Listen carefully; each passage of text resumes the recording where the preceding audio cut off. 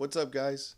Welcome back to my YouTube channel. My name is Chris Rivera. For those of you that are new, welcome. And today I wanted to cover my bag on the go.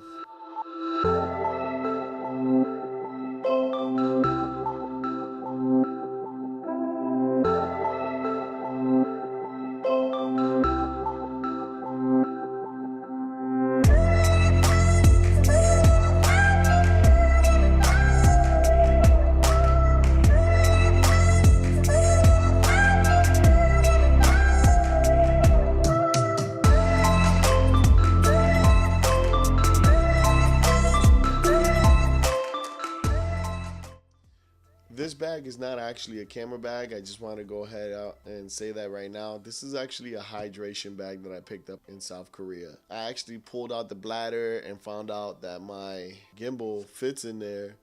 And I'm like, well, lucky me. But let's go ahead and get started on this, all right? I think that you should know that I'm going to be talking about what kind of camera systems I use, what kind of lenses I use, actually what kind of gimbal I use, and the ins and outs of the equipment that I have on my go-to-go. So let's start with cameras and camera bodies. The first thing I wanted to talk to you about is the A6300. This thing is a workhorse. It shoots 4K.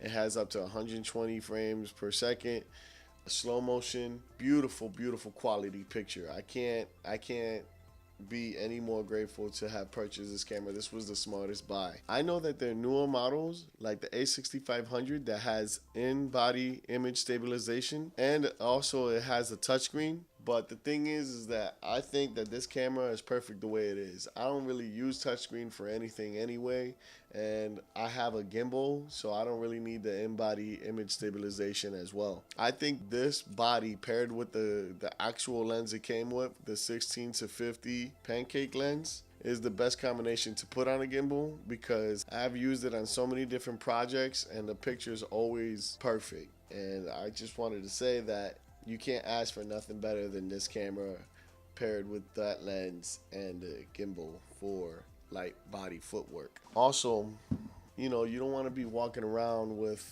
such a big setup. I tend to actually carry around an action cam. It's the AS50 from Sony. It's an action cam, and the quality is so good. And me personally, I think that this is the most underrated action cam on the planet. I know that they have the FDR X3000, which is 4K. It's basically the same body with a 4K sensor, and but I feel like the options that this comes with, I think that this camera does a lot of justice. I use it on shoots all the time for like little side shots or like real in the corner tight shots. And the reason for that is sometimes to add an extra angle to a picture, you'd be surprised on how much quality that brings to the actual project that you're pulling in. So I never really leave home without it. I like to use the 35mm newer, and it's an inexpensive lens that you can add to your kit. And it has a 1.7 aperture, and honestly, I think it's one of the best additions in my actual pack, aside from the 50mm that I'm shooting on right now, which is SE 50mm from Sony, and that's a 1.8 aperture. I mean, they're very similar. But to be quite honest, I really like this lens. This is a lens that's not only reliable, it's smooth. You can rack focus real smooth. You can change the aperture smoothly. There's no clicks. So that's something to really keep your eye out for if you don't already have it. For those of you that don't have cameras that have in-body ND filter, I picked up a couple of these ND filters, and the reason I picked these up because of the 6300 not having an in-body ND filter. These are the variable ones, so you can kind of turn it and it changes. It'll you see, you can kind of turn it and adjust the ND filter. I think that's awesome for outside work throughout the day. So what this means is with the 6300, I am not just limited to a certain time of the day with this camera. I can take this camera out any time of the day, pick a spot I want to shoot, and boom, get it in. That's another thing I like. Oh yeah, this tripod comes with a Zion Crane V2, and honestly, I think this is an awesome tripod because with this little camera, like people don't even notice it, but I sometimes put it on a table. I put it inside like little tight corners, like inside the fridge or you know whatever kind of camera angle I really need. And as you can see, it just sits on a table like that, or you could put it on a camera cupboard angle, have it angled higher to low, or maybe like right there from like an angle that's higher than you or lower than you. And I think it's an awesome little tripod. Last but not least, I wanted to talk to you guys about my gimbal. It's the Zion Crane V2, and I realized that I understand that Zion has put out already like 3 models, and you know, like I always want to find myself rushing out to buy the latest gear, but I myself cannot find it in my heart to give this up. It's got a lot of battery power. It lasts a very long time. It gets the job done, and it's never failed me. So I don't see me running to the market to get me another one anytime soon until this thing breaks. So if you want to try to cut corners and save money, go ahead and go with the older model because this thing rocks. You know, it has an app that you can actually play with it on your phone, and you know, like me personally, I've never had a problem with it. So that could be something that you might be in the market for. If you don't want to spend $1,100 on the Zion 3 or whatever,